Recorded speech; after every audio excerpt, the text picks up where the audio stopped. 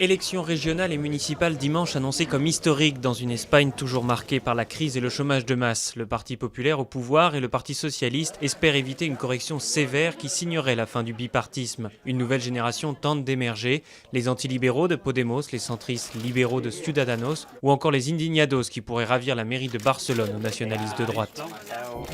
Imperturbable, le président Nkurunziza poursuit sa campagne pour un troisième mandat. À Bujumbura, ses opposants ont pourtant appelé à reprendre dès lundi les manifestations avec plus de vigueur, après une trêve de 2 jours, marquée par l'assassinat d'un des chefs de la contestation. Près de 100 000 Burundais ont déjà fui dans les pays voisins et doivent faire face désormais à une épidémie de choléra. À Rio, Ouagadougou, Los Angeles, Paris ou Strasbourg, par milliers, ils ont dit non aux OGM, aux pesticides et à Monsanto. Le géant américain de l'agrochimie, au célèbre désherbant Roundup, a vu dimanche ses opposants se rassembler dans près de 400 villes du monde entier. Un appel à manifester relayé en France par des collectifs citoyens tels que Alternativa, Stop Tafta ou Greenpeace.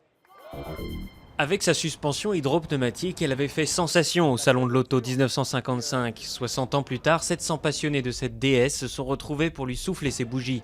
Parmi eux, de nombreux Néerlandais et Allemands, eux aussi tombés en pâmoison devant l'emblématique Citroën des 30 Glorieuses.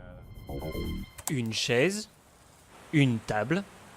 Kevin et Alice Munro font pousser les meubles. Dans le centre de l'Angleterre, ce couple accompagne depuis une dizaine d'années, sécateur à la main, l'inclination naturelle de ces arbustes pour obtenir des meubles d'un seul tenant. Comptez 4 à 5 ans pour une chaise en saule, le double en chêne. Première récolte prévue pour 2016.